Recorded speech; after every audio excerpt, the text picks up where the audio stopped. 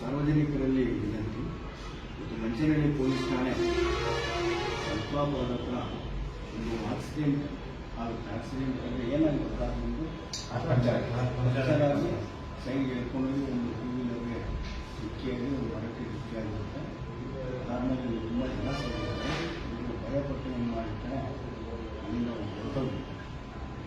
ಆಗ ನಮ್ಮ ಪೊಲೀಸ್ ಬಂದು ಇನ್ವಿಟೇಟರ್ ಓದಿ ಆ ಜನ ಸೇರಿದ್ದನ್ನೆಲ್ಲ ದೂರ ಕಳಿಸಿ ಆ ಕಾರಲ್ಲಿ ಏನಿತ್ತು ಅಂತ ಒಂದು ವಿಡಿಯೋ ಮಾಡಿಕೊಂಡು ನೋಡಿದಾಗ ಆ ಕಾರಲ್ಲಿ ಕವರ್ ಸಿಗುತ್ತೆ.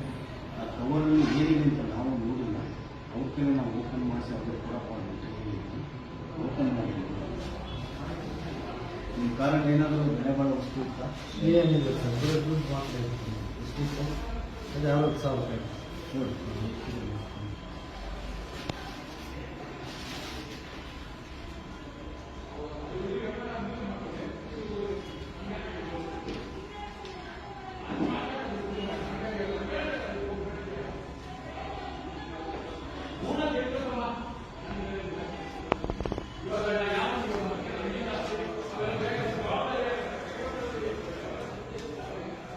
ಫೋನ್ ಮಾಡಿ 1, 2, 3, 4, 5, 6, 60,000 ಇದೆ ಸರ್.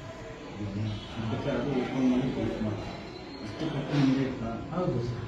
ಅದನ್ನು ನಾವು ಅವ್ರಿಗೆ ವಾಪಸ್ ಕೊಡ್ತಾ ಇದ್ದೀವಿ. ಪೊಲೀಸಲ್ಲಿ ಭರವಸೆ ಇರ್ಬೋದು. ನಾವು ಇಮಿಡಿಯೇಟು ಬಂದಾಗ ಅವ್ರಿಗೆ ಒಂದು ಜನನ ಕಳಿಸಿ ಇದು ಸಿಕ್ಕಿದೆ.